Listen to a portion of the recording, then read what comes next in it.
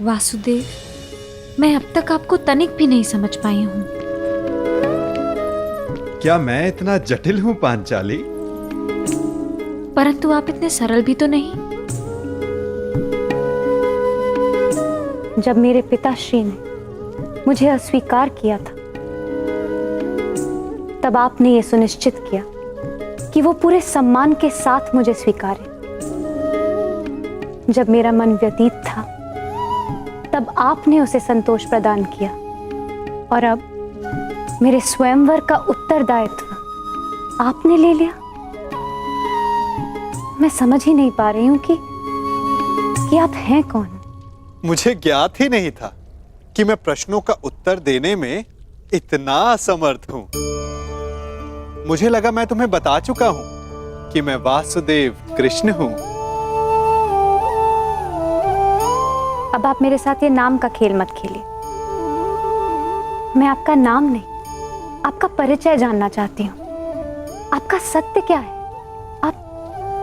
आप क्यों मेरी इतनी सहायता कर रहे हैं? और इस बार मुझे कोई पहेली नहीं, संतोषदायक उत्तर चाहिए। तुम्हारे इस प्रश्न के उत्तर में मैं तुम्हें एक मनोरंजक कथा सुना सकता हूं और एक नीरस उत्तर भी दे सकता हूं। अब चयन तुम्हारा है कि तुम क्या सुनना चाहती हो। तो पहले मैं नीरस उत्तर सुनना चाहूंगी।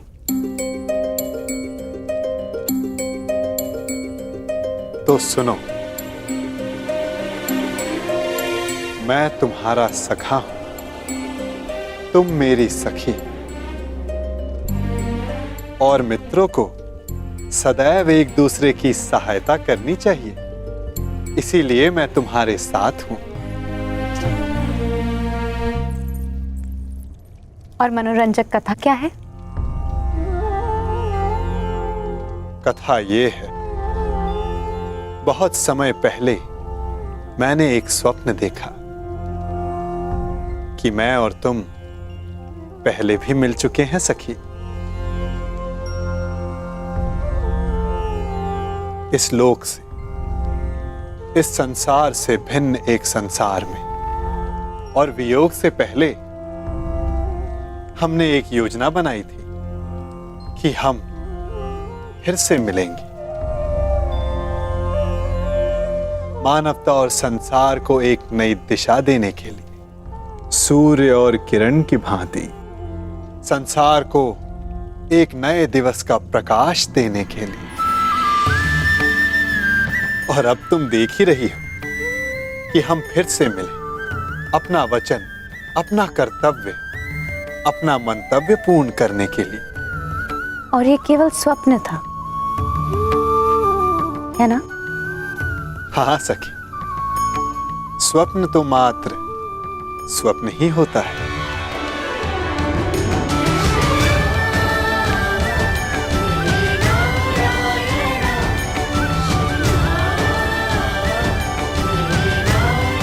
परंतु मेरा स्वप्न सदा नवीन सृष्टि का निर्माण करता है, और सृष्टि को नई दिशा देने का समय आने को है।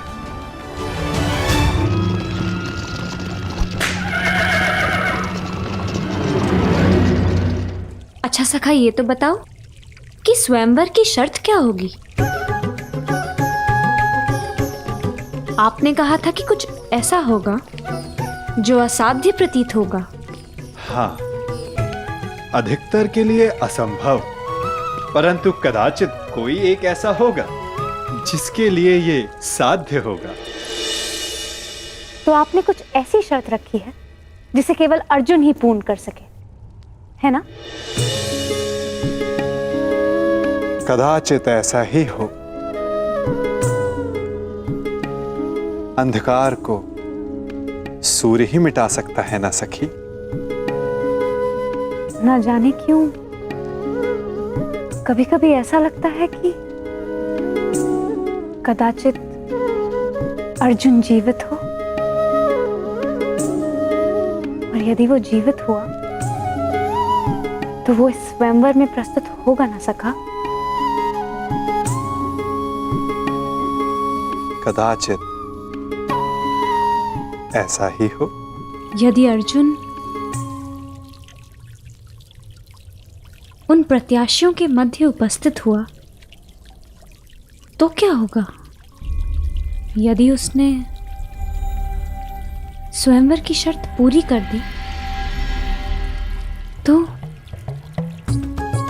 कितना आनंद आएगा ना।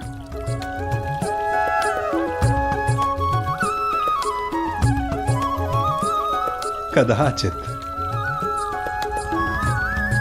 ठीक है, हर प्रश्न के उत्तर में कदाचित मत दो मेरे प्रश्नों का उत्तर सखा। मैं जा रही हूं। मैं स्वयं परीक्षण कर लूंगी कि आपकी परीक्षण में कौन खरा उतरने वाला है।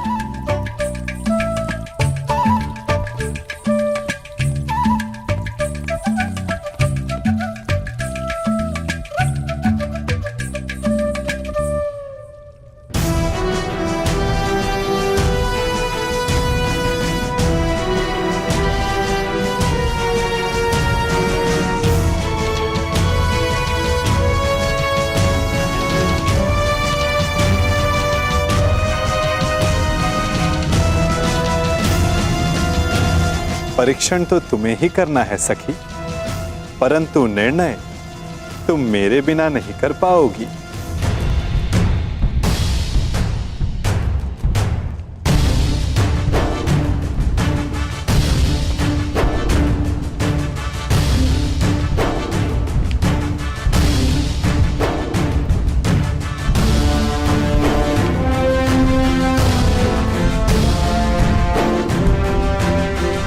स्वागत है। पांचाल नरेश हस्तिनापुर के युवराज का स्वागत करता है। आपके स्वागत में चुनौती है पांचाल नरेश, परंतु आपका स्वागत मैं स्वीकार करता हूं। आओ कर।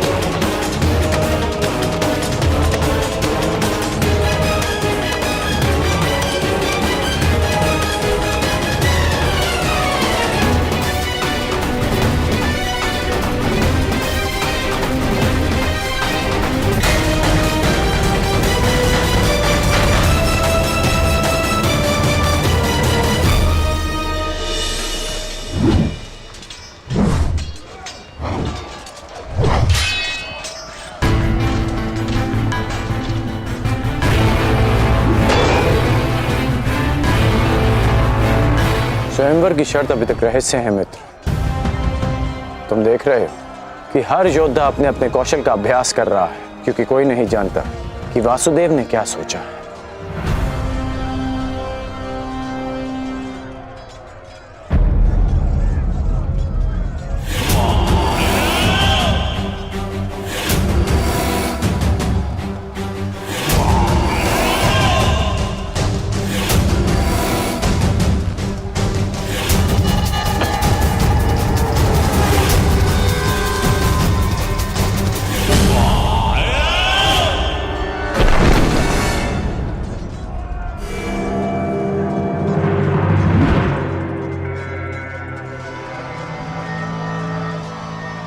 मित्र, यदि परीक्षण में गदायुद्ध, मेरी विजय तो निश्चित ही। 5 पत्र एक ही पंक्ति में और एक ही बाण से सबको साधना है। आओ प्रयास करें।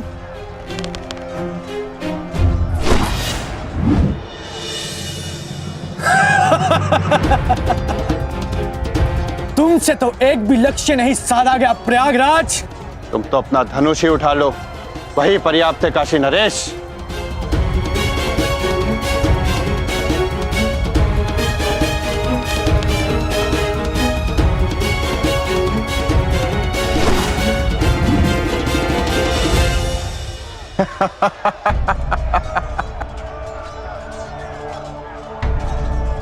भोजन का समय हो गया है, सभी महानुभाव से निवेदन है कि आतिथ्य लेकर हमें कृतार्थ करें। अब अभ्यास भोजन के पश्चात करेंगे। चलो चलो मित्र। तुम चलो मित्र, मैं कुछ समय में आता।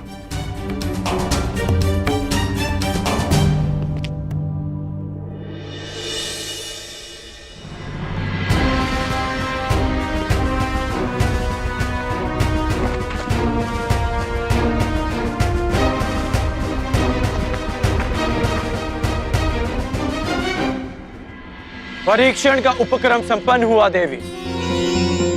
अब आप बाहर आ सकती हैं।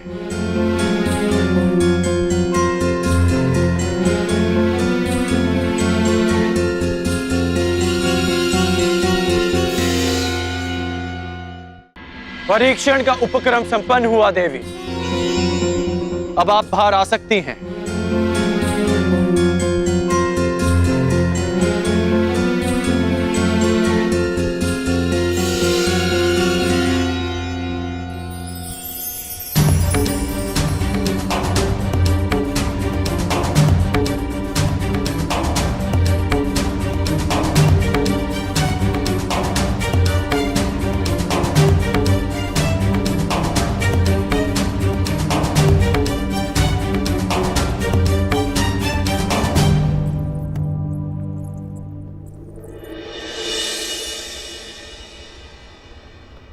ये राजभवन आप ही का है, फिर इस तरह छिपकर देखने का कोई विशेष कारण याज्ञसेनी?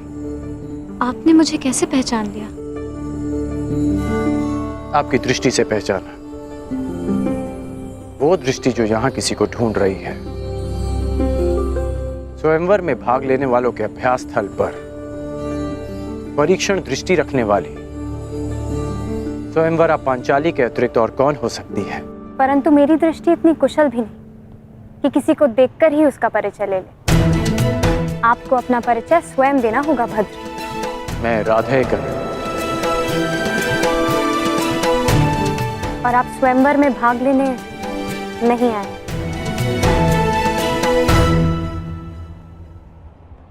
आपको कैसे पता? अब मेरी दृष्टि इतनी अकुशल भी नहीं कि स्वयं पर पड़ने वाली दृष्टि को समझ ना पाऊं। यदि आप कोई प्रत्याशी होते तो आपकी दृष्टि कुछ और ही होती। तो याज्ञसेन, राजकुमारी पांचाली चतुर भी है। ठीक अनुमान लगाया आपने। मैं यहां केवल अपने मित्र के साथ आया हूं।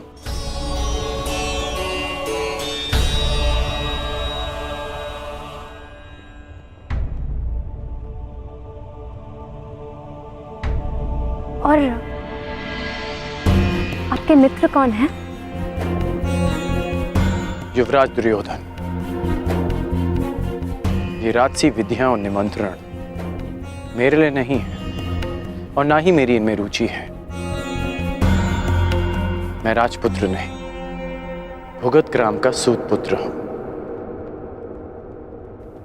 मनुष्य का जन्म महत्वपूर्ण नहीं, यदि कुछ महत्वपूर्ण है तो उसके कर्म। कर्म शब्दों से अधिक श्रेष्ठ माध्यम है मनुष्य और उसकी योग्यता के परिचय का। यदि आपकी सोच ऐसी है तो आपका होने वाला वर योग्य होने के साथ साथ बहुत भाग्यशाली होगा।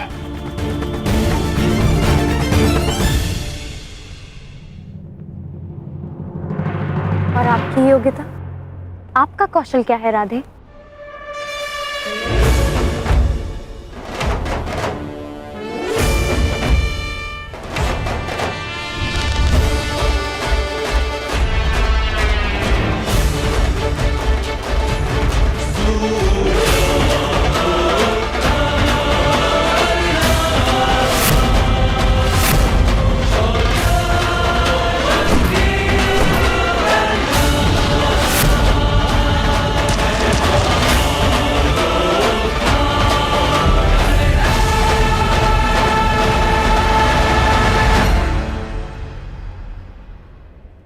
अभी आप ही ने कहा था कि कौशल के परिचय के लिए कर्म शब्दों से अधिक श्रेष्ठ माध्यम है।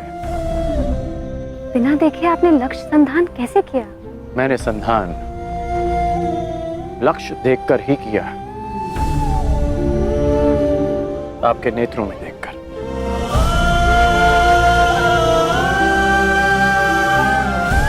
प्रणिपात राजकुमारी।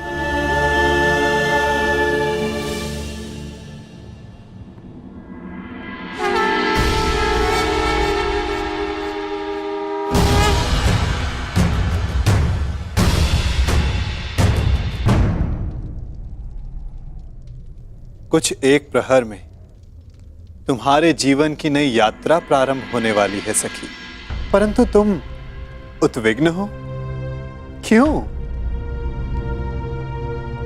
क्योंकि सखा, आपसे मिलने से पूर्व मैं अपनी नियति को जानना चाहती थी, परंतु आपसे मिलने के पश्चात मुझे यह विश्वास हो गया कि जो नियति ने निश्चित किया है वो अवश्य होगा।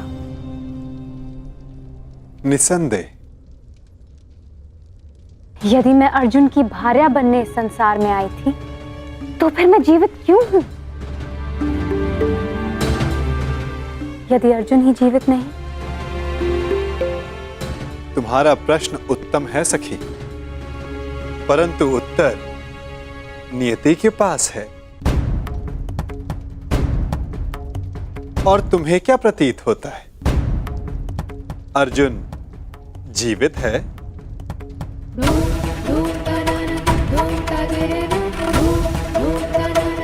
मस्तिष्क कहता है नहीं, और मेरा हृदय कहता है हाँ। कुछ अजीब सा है मेरे भीतर, एक अज्ञात आभास जो कह रहा है कि मैं अर्जुन से अवश्य मिलूंगी। कभी कभी अज्ञात ज्ञात से अधिक शक्तिशाली होता है पांचाली। कदाचित जो हमें अज्ञात हो, नियति को वो ज्ञात हो, परंतु कभी कभी ज्ञात अज्ञात से अधिक महत्वपूर्ण होता है हमारा चयन। जैसे इस स्वयंवर में महत्वपूर्ण है तुम्हारा चयन। वाह वासुदेव, आपने मेरे स्वयंवर की शर्त रखी जिसे पूर्ण आकार देने वाला मेरा वर होगा, तो मेरा चयन तो स्वतः समाप्त हो गया ना? नहीं सखी, जो शर्त पूरी करेगा उसका वर्ण तुम कर सकती हो, परंतु ये तुम्हारा अधिकार है कि किस वर को तुम नहीं चुनती हो।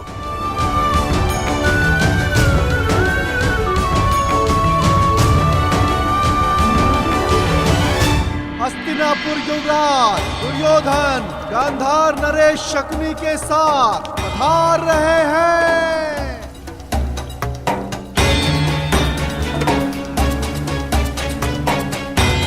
अब प्रवेश कर रहे हैं भद्र नरेश शल्य।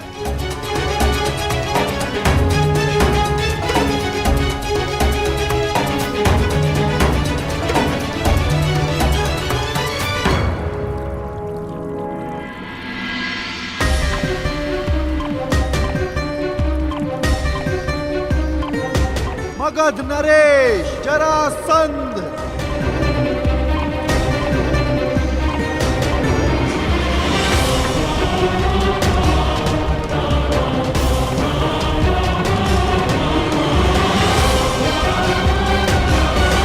आप यहाँ अतिथि हैं मगध नरेश, इस स्वयंवर के प्रत्याशी, और मैं यहाँ स्वागत करता हूँ। अब आप पर निर्भर करता है कि आप अतिथि की भांति मिलना चाहते हैं या हमारे मिलन के इतिहास का 19वां अध्याय रचना चाहते हैं।